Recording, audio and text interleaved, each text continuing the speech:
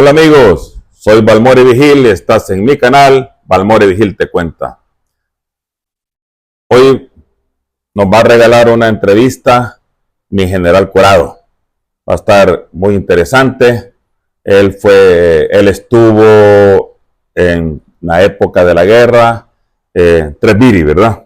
Tresbiri nos va a contar un poco de cada batallón. Y también estuvo en otras unidades. Mi general, lo dejo con nuestra gente ahí. Bueno, muchas gracias. Muchas gracias, Vigil, por esta oportunidad de expresar algunas impresiones de este conflicto tan difícil que tuvimos en El Salvador y tan prolongado. 12 años de guerra en un país centroamericano es demasiado para la población civil, para el gobierno y para nosotros como institución armada que llevábamos el esfuerzo principal. No es un país tan pequeño también. Pero no éramos solo nosotros, sino que había conflictos en otros países de América Latina como Colombia y Guatemala, digamos, también estaban ellos enfrascados en otro tipo de guerra, casi con los mismos objetivos. Sí.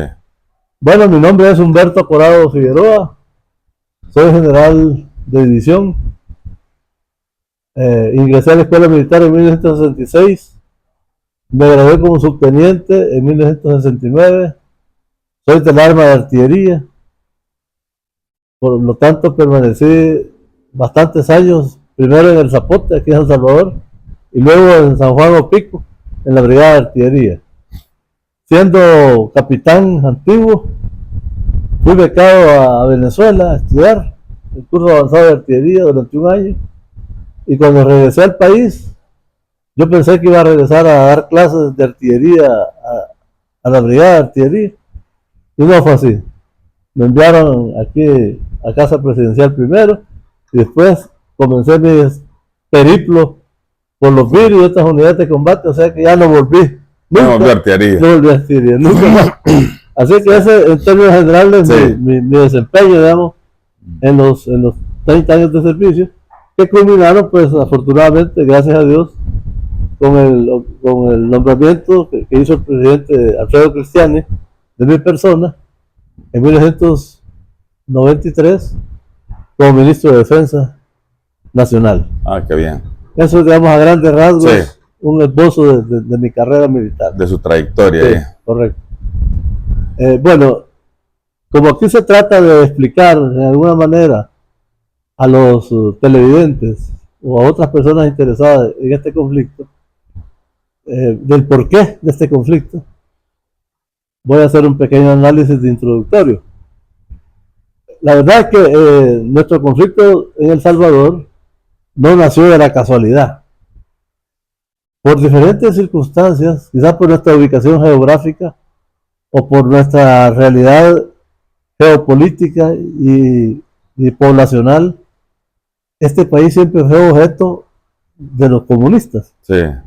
Tanto que en 1920, bien temprano, comenzaron a aparecer aquí los primeros agitadores que venían a hacer propaganda sobre el marxismo-leninismo. Apenas 3 años después del triunfo de la Revolución Rusa.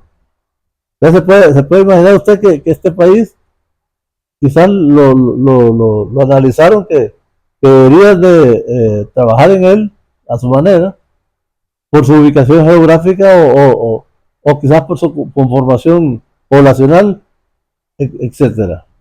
Pero esa fue la realidad. Aquí los agitadores venían de México, de Cuba y de Perú.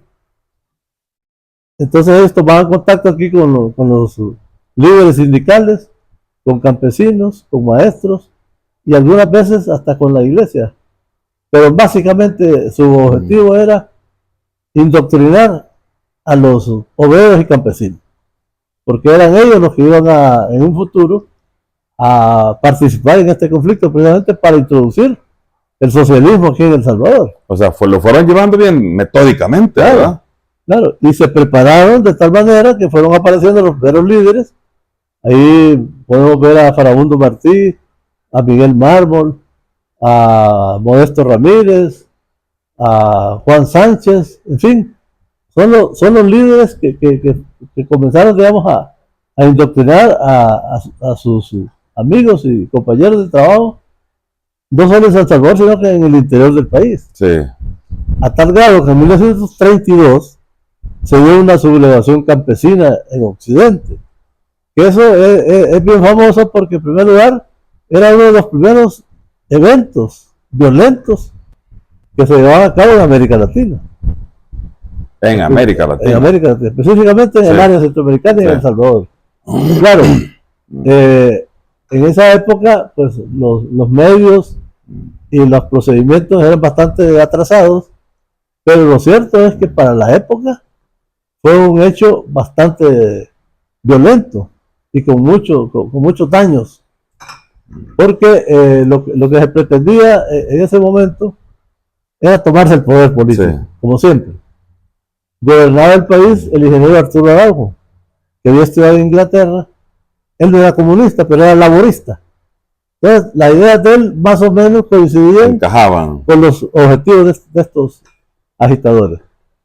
Entonces, se prepararon de alguna manera, quizás consideraron que ya tenían alguna capacidad militar y cometieron bastantes hechos delictivos violentos en Occidente, especialmente en Sonsonate, Aguachapán y La Libertad.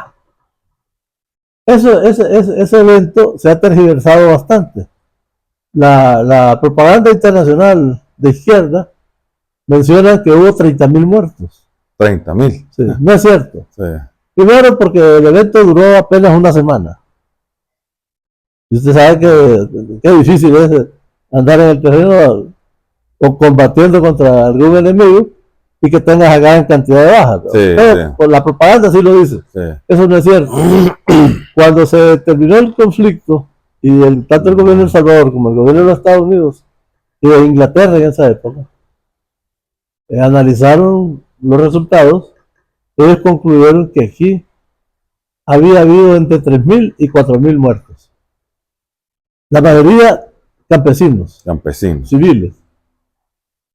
Y tuvimos bajas nosotros también, ¿verdad? Sí. El ejército de esa época tuvo alrededor de entre 200 y 400 bajas, muertos. Ahí esta gente, pienso yo que mal preparados, se lanzaron a esa aventura. Porque la verdad que el ejército de la época, con todas sus deficiencias y sus limitaciones, era muy superior a estos campesinos que apenas tenían machetes y algunas pequeñas armas de corto calibre. Sí. Entonces estaban en una gran desventaja. Pero ellos se dedicaron a atacar a la población civil.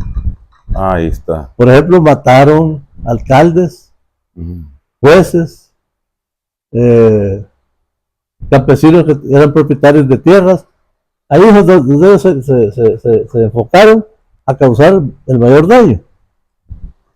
Y lógicamente el gobierno que ya venía siguiendo la pista de esta situación, reaccionó y ordenó realizar operaciones en el occidente del país, al mando del general Tomás Calderón, que en el futuro, varios años después, iba a ser el abuelo del presidente Armando Calderón Sol. Ah, interesante. La historia así se va concatenando. Y se va tejiendo. Él era el general Calderón, era el comandante de toda la operación.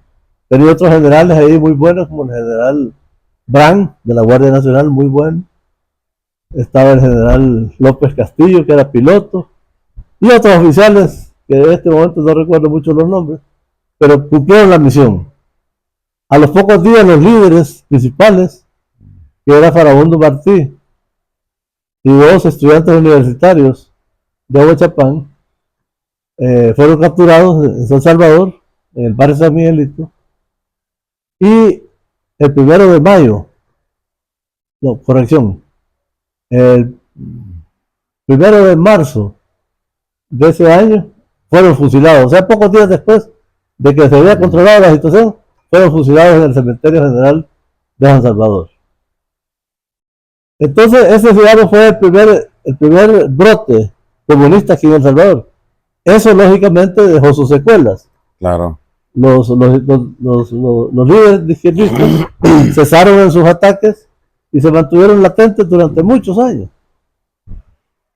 Claro, ellos seguían trabajando, reclutando más gente, adoctrinando personas, etcétera, pero no tenían capacidad de volver a hacer una acción ofensiva.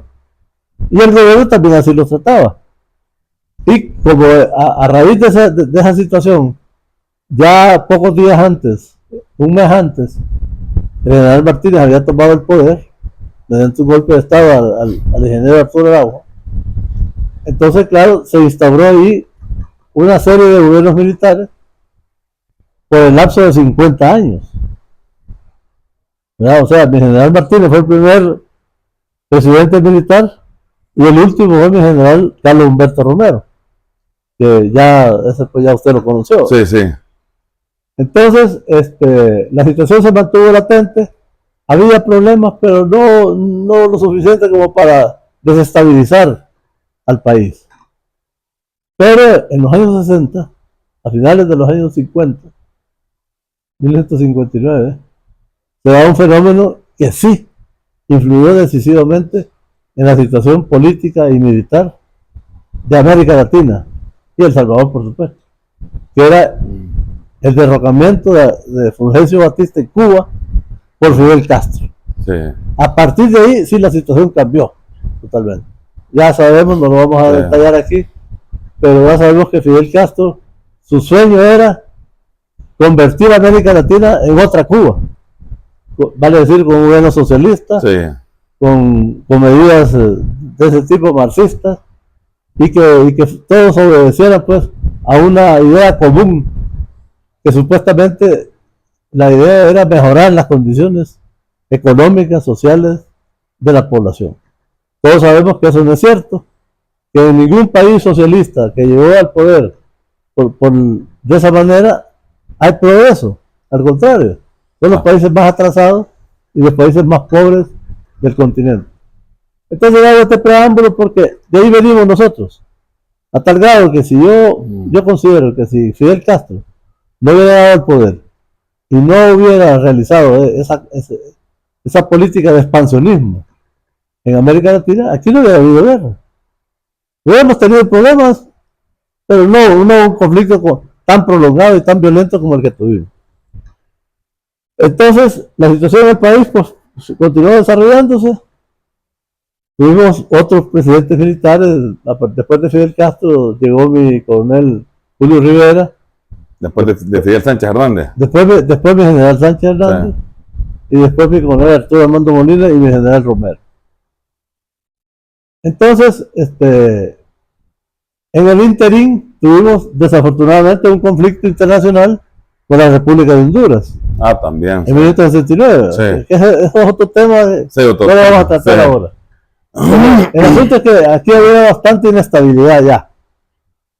Entonces, cuando arribamos al año 1970, ya las condiciones de preparación de la izquierda, que en ese tiempo no se llamaba todavía FMLN, ya estaban dadas como para iniciar por lo menos un conflicto armado interno limitado en ese momento. Porque la verdad es que el FMLN comenzó a prepararse inmediatamente después de que llegó Fidel Castro al poder, damos 1960. 60, 70 fueron preparativos ideológicos, digamos. Ya en el 70 ya tenían alguna capacidad de combate. Ya estaban formadas las FPL, que ya atacaban, ya estaba más organizado, a pequeños puestos nuestros. Sí. Y lo hacían con una gran violencia, ya habían habido secuestros. Y las marchas. Sí.